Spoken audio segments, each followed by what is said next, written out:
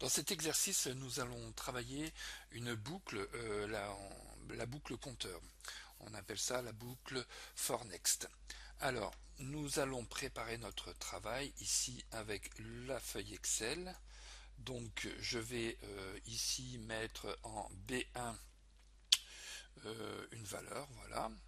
Et ici, je vais mettre une valeur à partir de 0. Voilà. Je vais incrémenter la recopie. Voilà. OK. Alors, le principe est que sur le choix de cette valeur, je vais ici changer la couleur, dès lors que l'une de ces cellules contiendra une valeur égale à celle en B1. Alors, bien sûr, on va faire cela en programmation. Alors, hop, je reviens. On est sur le classeur, ici, EXO1.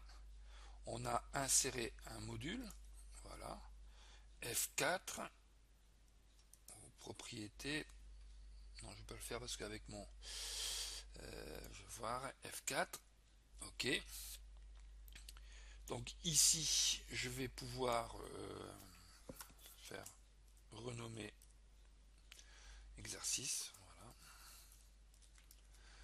Je renomme pour éviter d'avoir module 1, module 2 et ainsi de suite. Alors ici, je vais pouvoir faire mon exercice. Alors, je vais lui donner un nom, tout simplement, compte les valeurs. Voilà. Alors, je fais toujours un petit commentaire de manière à bien savoir pourquoi. Alors ici, je vais fermer les fenêtres pour bien voir. Donc, petit commentaire, compte les valeurs égales à la valeur en B1, colorier les cellules contenant ces valeurs. Donc, on peut faire... Alors, je vais démarrer ici pour identifier cette valeur. Donc cette valeur, on est d'accord, elle est bien en B1. Donc, on pourrait travailler avec l'adresse de la cellule, mais moi je préfère mettre cela dans une variable. Donc cette variable ne peut que contenir une valeur. Elle ne peut pas avoir de mise en forme. Hein, c'est totalement virtuel. Donc bien sûr c'est B1, mais B1, eh bien, il faut l'identifier au travers de son objet, range.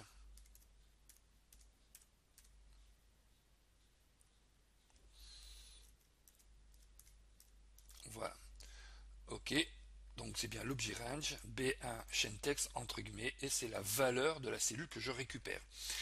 Alors, en programmation, dès qu'on utilise une variable, il nous faut la dimensionner. C'est-à-dire, si je dois déménager, je prends un véhicule d'une certaine contenance, je ne prends pas trop petit ni trop grand. Autrement, je perds de la performance. Donc là, c'est la même chose. Je vais dimensionner ma variable par une instruction dim, et je donne ma variable. Alors bien sûr, les dimensions de variables, il faut les connaître, d'accord. On peut les rechercher facilement. Donc ici, la variable sera automatiquement un entier, integer, voilà,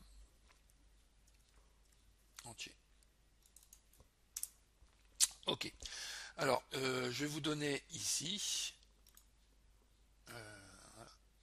l'adresse sur Internet, voilà, qui permet d'avoir toutes les dimensions de variables. Donc ici, on a bien un entier. Donc un entier, c'est quoi? C'est un chiffre, d'accord, qui peut accepter en termes de dimension, voilà, valeur négative et positive. Et ce qui est important, c'est la taille que cela occupe dans la mémoire. Donc au plus, je dirais, la taille est petite, au plus le programme est performant. Alors, on continue, on a la valeur, donc d'accord. Alors ici, par habitude, on va indenter le code. Donc l'indentation se fait avec la touche de tabulation. Voilà. Si on va un peu trop loin, majuscule tabulation. Voilà. Donc ici, tout ce qui est dimension, on le met à l'extrême gauche, et dès la première ligne de code, on fait un décalage. Donc voilà, alors ici j'ai récupéré la valeur. Maintenant je vais devoir, voilà, donc ici on appelle cela, je mets les commentaires de façon à bien s'y retrouver, c'est l'initialisation des variables. Voilà, d'accord, donc je vais avoir d'autres variables, on va voir par la suite. Ok, donc maintenant je vais faire ma boucle. Donc la boucle est une boucle assez simple et très utilisée. C'est pas la plus performante. Donc la boucle for next. En fait, on appelle ça la boucle compteur. Pourquoi compteur? Parce qu'on va mettre un compteur. Donc for i. Donc i est une variable. Je vais la déclarer par la suite. I est égal à 1 tout. Alors, on va mettre 20 pour l'instant. D'accord? Et ici, je fais next i. Alors, ça marche comment une boucle? Alors, vous allez voir tout de suite. Je vais prendre msg box i. Voilà. Alors, je vais peut-être pas aller jusque 20. Je vais aller jusque 3 pour bien tester la chose. Donc, en fait, i est une variable. Donc, je vais reprendre ceci. Voilà. Integer i. Voilà. Alors, ici, je pourrais écrire dim à chaque fois. Ok, on peut l'écrire sur la même ligne avec une virgule. On n'est pas obligé de remettre dim. Par contre, il faut impérativement remettre la dimension pour que ce soit correctement dimensionné. Alors, maintenant, on va tester tout de suite. Donc, je fais un petit coup de CTRL S, donc F8. Voilà, message box 1. Vous voyez, je suis là. Next i, il revient ici à i tant que i n'est pas égal à 3. F8, 2, il va revenir. F8, là, 3. Et dès qu'il dépasse 3, voilà, il s'arrête. Donc, je vais ici, donc là, hop. Donc, je vais mettre un stop ici pour bien montrer. Donc, F5, 1, 2, 3, voilà, stop. Alors, ce qui est important, vous voyez, i vaut 4 maintenant. Donc, si jamais vous devez récupérer cette variable après la boucle, il faut savoir que c'est la valeur supérieure plus 1. Alors, la boucle for next, on peut l'utiliser d'une autre façon. Par exemple, on va mettre 5, et ici 0. Donc régressif, mais on va faire un step moins 1 ou moins 2. Voilà. Donc en fait, ici, on peut faire un pas positif ou négatif. Quand on part de façon régressive, on est obligé de mettre step moins 1. D'accord? Donc ici, j'exécute. Donc j'ai bien 5, 3, 1, et je m'arrête là. Et ici, j'ai moins 1. Donc voilà la façon de écrire ou d'utiliser la boucle for next. Ok, donc moi je reviens sur mon exemple. Donc là, le message box, je peux le mettre comme ça pour. Alors, i, j'ai dimensionné. Donc, qu'est-ce que je vais faire? Eh bien, je vais ici tester la valeur. Donc, ici, déjà, le déplacement entre celle-ci et celle-ci. Alors, le déplacement, en fait, qu'est-ce que je change? Si vous regardez ici dans l'adresse, je ne change pas de colonne, je ne change que de ligne. Donc, je démarre à la ligne 3 pour arriver à la ligne 18.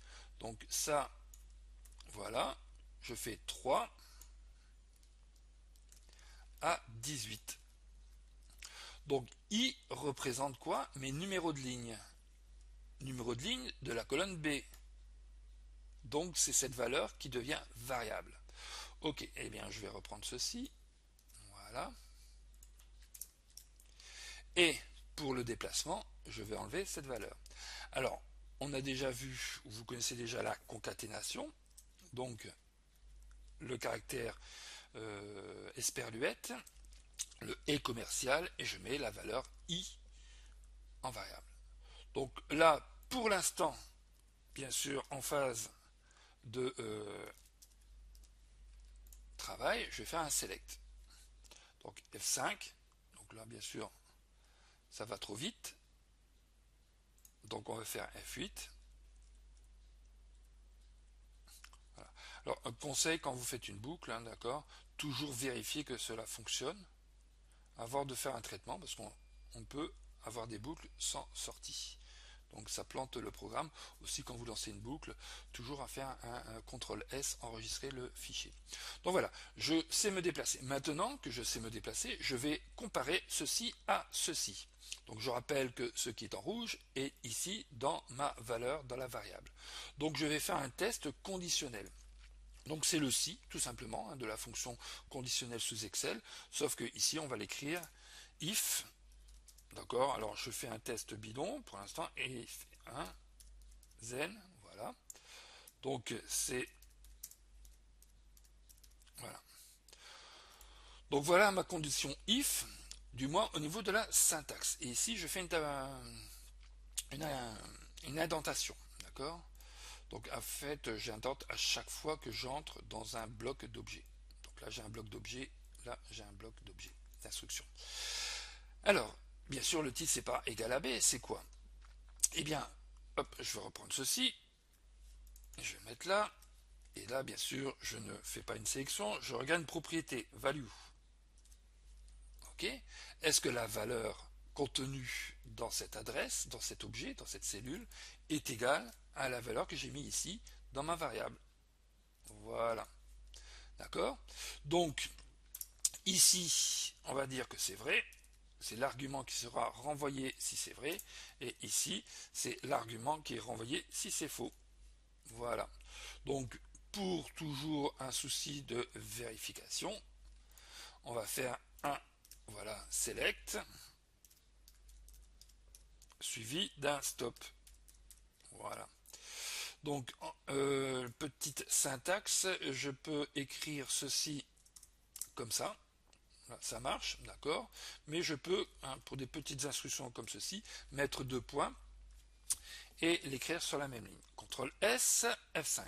Voilà, donc 1, F5. Voilà, je n'ai qu'une seule fois la valeur. Ok, donc maintenant, on va continuer la chose. Maintenant, il va falloir mettre la couleur, tout à fait. Alors, la condition est faite, je vais mettre la couleur, et cette couleur, je vais l'écrire ici. Donc, si c'est vrai, je vais créer une variable, ma couleur, d'accord. Donc, j'ai les color index qui vont de 1 à, je ne sais plus, 50 et quelques. Donc, pour l'instant, je vais mettre 1, d'accord. Et ici, non, je vais mettre 3, le 3 c'est le rouge. Voilà. Et si c'est pas le cas, je ne fais rien. Alors on verra par la suite, vous allez voir le petit problème qu'on va rencontrer. Alors ma couleur égale 3, donc ici, je fais mon test, et je vais restituer la couleur ici. Je ne suis pas obligé de la restituer directement dans la condition. Donc je vais reprendre mon objet. Alors l'objet, on est bien d'accord que c'est celui-ci, avec la variable i au niveau de la ligne. Et ici, on va regarder la couleur à l'intérieur. Intérieur. Voilà. Alors, j'ai deux possibilités, soit color, soit color index. Alors, généralement, j'utilise plutôt color, puisque color permet de travailler en mode RVB, donc on a une palette plus large. Mais ici, pour notre exemple, on va travailler avec color index, qui va de, je rappelle, de 1 à 54, 50, 56. Donc ici, donc color index, voilà, et on va dire égal ma couleur. Ok. Donc ma couleur, ici, je vais la déclarer. Donc en variable. Et ici, je vais dire que c'est quoi? C'est aussi un entier. Voilà. Donc c'est parti. Alors, CTRL S, je vais donc ici, je modifie la couleur. Ok. Donc F5. F5. Alors voilà, j'ai la couleur sur l'ensemble. Alors pourquoi? Eh bien tout simplement parce que voilà, j'ai pas dit quand c'était faux ce qu'il fallait faire. Donc on va reprendre ça, on va changer la couleur ici quand c'est faux. Alors ici couleur index, le problème, voilà, je vais mettre 2 F5. Et voilà, ça marche. Donc je vais enlever le stop, hein, je n'en ai plus besoin. Et ici, voilà, donc j'ai le rouge, et ici, je n'ai pas une couleur transparente, j'ai bien du blanc. Et c'est ça le problème de Color Index. Alors, j'ai récupéré sur l'aide les valeurs que l'on peut utiliser. Donc, je vais vous le mettre en commentaire. Voilà. Donc ça modifie la valeur, un petit variant, d'accord, qui représente la couleur de l'intérieur. Donc ça, c'est la propriété de Color Index, la fonctionnalité. Donc ici, j'ai couleur automatique ou non, pas de couleur. Donc je vais prendre, ce sont des mots-clés, des variables constantes qui sont dans Excel. Dès que vous démarrez Excel, ces variables sont chargées dans la mémoire. Donc vous n'avez pas à les instruire, hein, elles ont automatiquement une valeur numérique, et ici je vais remplacer 2 par ici XL Color Index. Donc je fais F5, voilà, et maintenant vous pouvez regarder, j'ai bien ici des cellules transparentes. Donc je peux changer la valeur, ici mettre 2, ok, et ici F5, voilà, cela change. Donc je m'arrête là et on verra sur le deuxième exercice comment améliorer ce petit exercice en l'enrichissant d'autres paramètres pour rendre ça plus interactif.